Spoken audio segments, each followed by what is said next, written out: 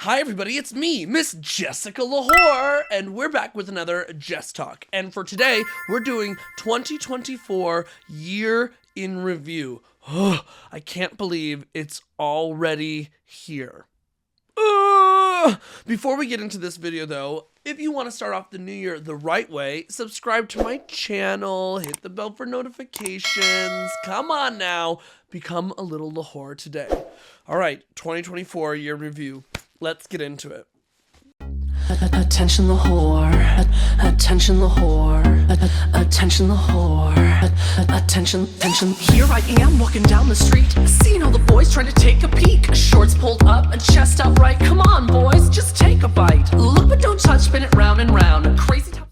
Okay, so 2024, I thought that this year was definitely a top 3 years of my life. This was a great year for me.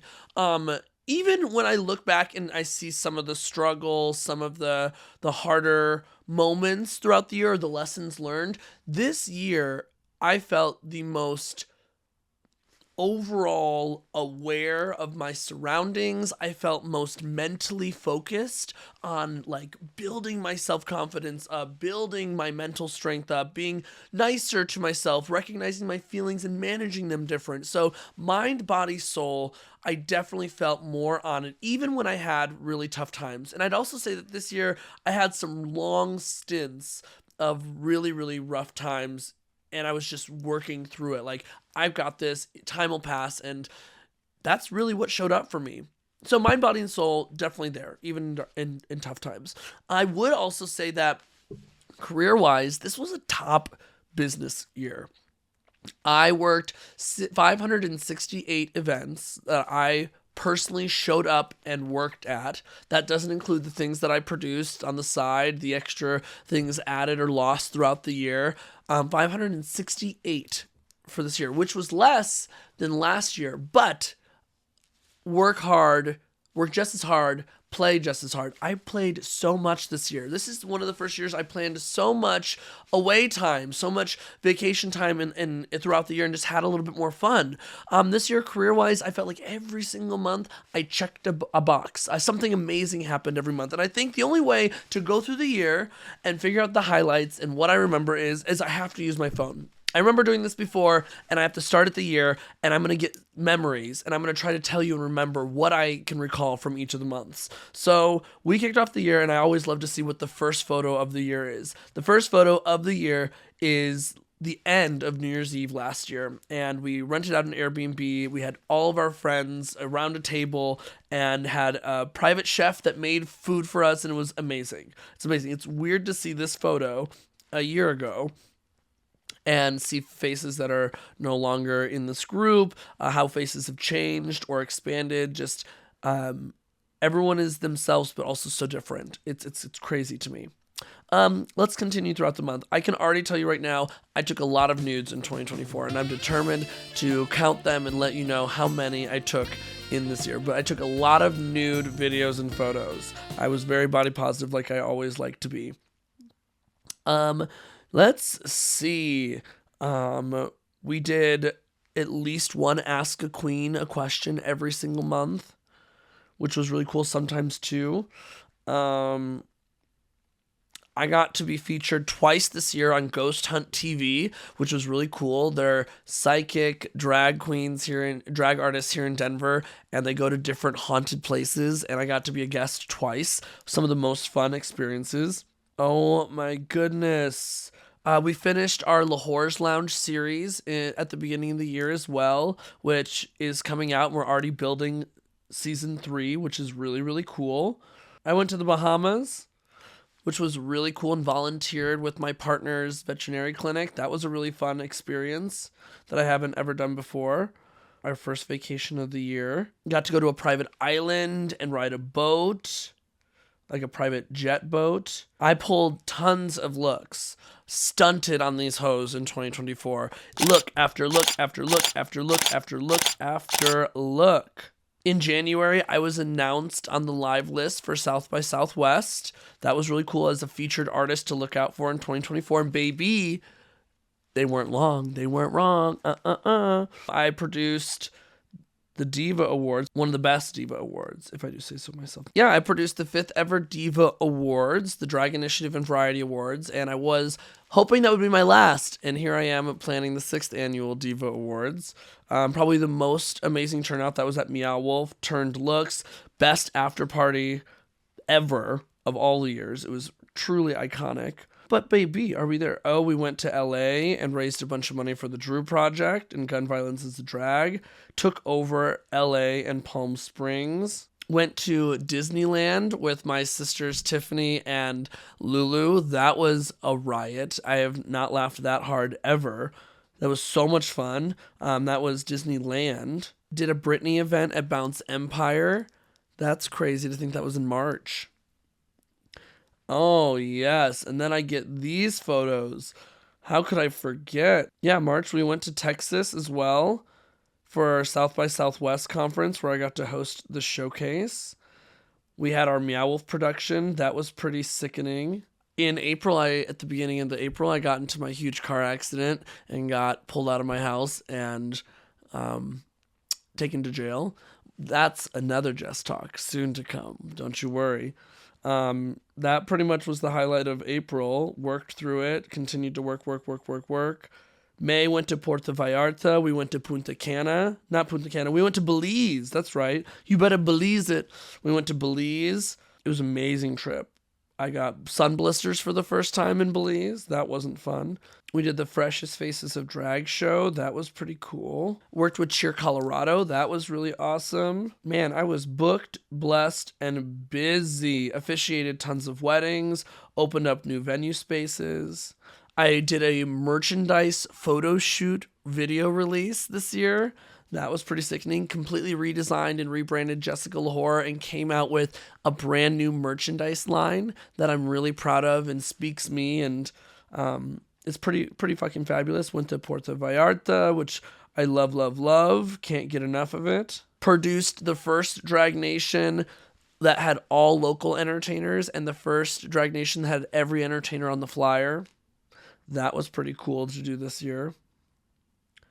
Made a lot of content, did 92 events in the month of June. That was a record for me, 92 events in June, the ones that I showed up for, not just the ones that I produced. That's more. Turning looks, promoting merch, killing it, keynote speaking, rainbow here, rainbow there, headlining Pride here, headlining Pride there, turning looks, Tina. This was the hardest year that I worked on my fitness journey. That was crazy. I really stuck with it almost every week for 5 days a week, sometimes doubles. Kind of went off the wagon towards the end of the year, but getting back on. I experimented with some of my identity stuff and decided to get on hormones to help figure out where the displacement was. That's another Just Talk, but hormones to try to decide my identity a little bit harder. Took a team of 10 individuals to Los Angeles and set up the most sickening booth setup at RuPaul's DragCon LA. Turned out as a local entertainer and fucked shit up. Ochre. We killed it. I worked hard. So fucking hard. Oh my gosh. I got to meet some other Drag Race entertainers. I got to work with Ashley Simpson. That was really sickening. Stayed at my first nude resort this year. I produced and headlined the pre-show opening for Hedwig and the Angry Inch. With an extended production. That was pretty awesome. I produced finally Colorado's Next Drag Superstar, a A-list warrior drag competition for the state. I watched one of my best friends get married this year, Juicy and Captain. So many great smiles. Added Krista Gunna officially. This was her first year as a Lahore, which was really exciting. Added Krista Gunna and Lahore to the family. I can't believe it hasn't even been a year since that happened, since the Gotcha Day. Went to Cancun with one of my best friends and had a little girls' trip escape, although they thought we were married the entire time, and totally straight here, you know. Went to Las Vegas to see John Summit. That was really fun, and we saw Aquaria perform in Vegas, me and my partner. Lots of bingos, lots of trivia, lots of looks. Oh my goodness. Tons of shows. Planned a birthday party. Got to see Charlie XCX and Troye Sivan. Partnered with a designer that's worked with Gaga and Kylie Minogue. Oh my gosh. Took a week off to go to Chicago to see my sisters. A year of work. Did an amazing photo shoot. Headlined Phoenix Pride. Did an amazing photo shoot with Scotty Kirby.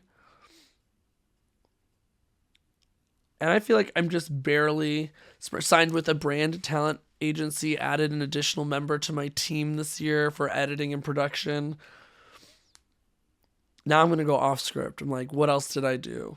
Did so many things. I skinny dipped in the ocean in Puerto Rico. I went to Puerto Rico for this first time. I hit 100K followers on TikTok. It's very likely that I could hit 100K on Instagram by the time this video airs.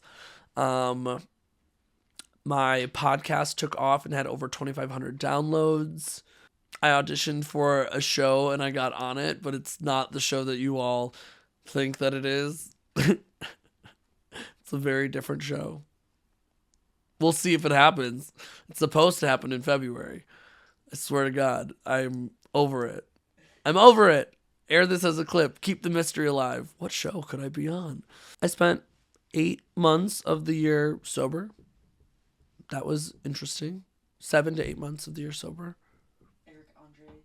I was featured on Eric Andre on the Eric Andre Show live. That was a whirlwind, wild, amazing experience. I got to meet legend Sherry Vine and work with her. I've always wanted to. She's someone I look up to as an artist. You met French Stewart too. I did meet French Stewart this year. He was a riot. He was very fun. He needs social media handles. This year was one of the best, like I said. All things considered, I was tested in ways that have never been tested before. This year made me grateful for the people in my circle, in my life. I've never appreciated loyalty so much. This is the year that I felt most authentic to the person that I was. And my goal was to remove myself from situations where I wasn't allowed to be authentic in my response, in my words, in my actions. I put myself only in those situations this year. I worked really hard.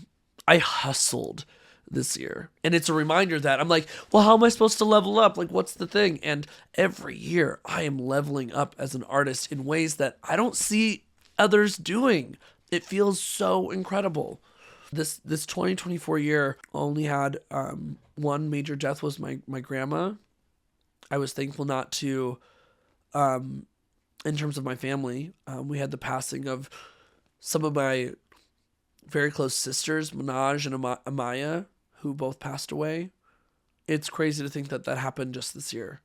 I learned a lot about myself and my wants and my needs, my desires. I went through a lot of periods of self-doubt and self-rejection that ultimately were life lessons.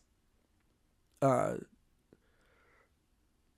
was reminded this year that I need to reconnect with family, and that I'm taking the family members that I have for granted for the time that I have with them. I learned that I should quit drag, but I can't. I can't do it at this point.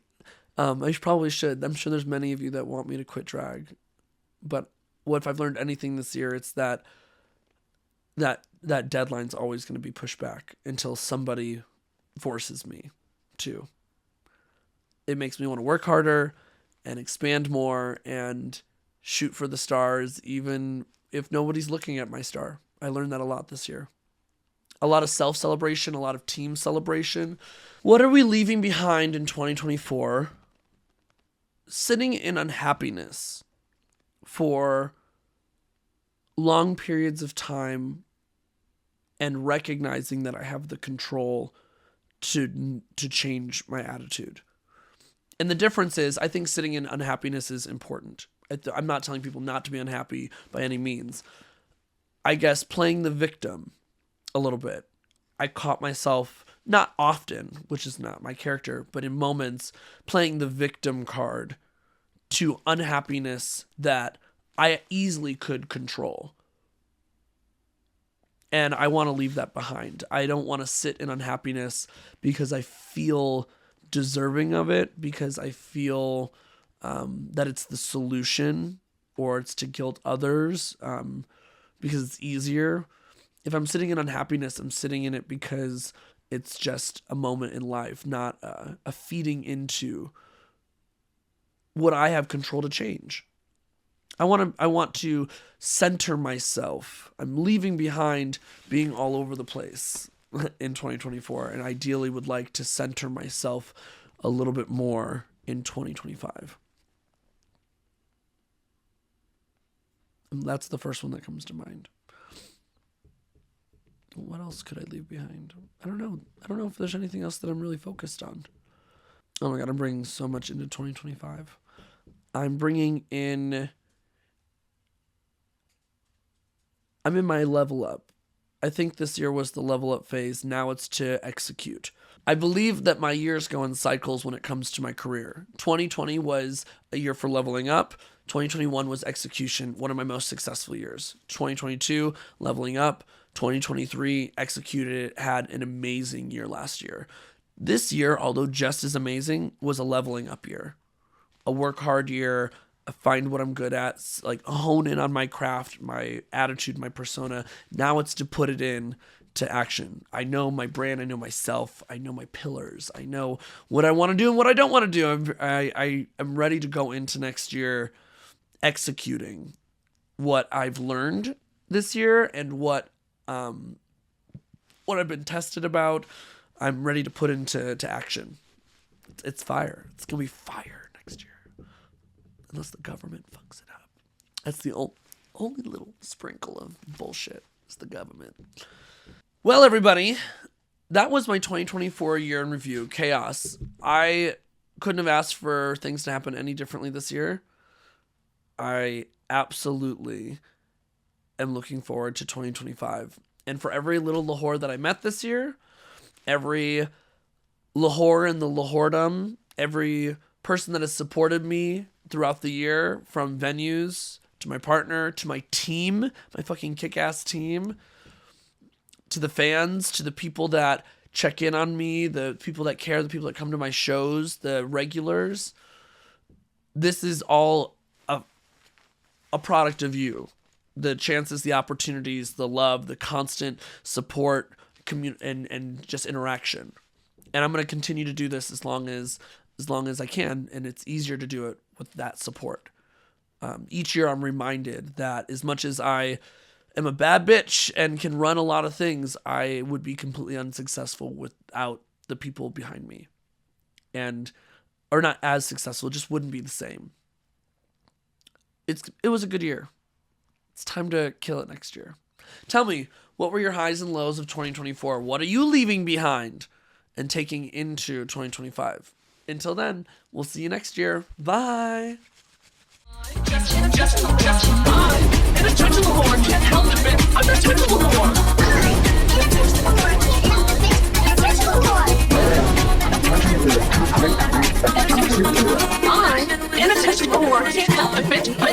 whore.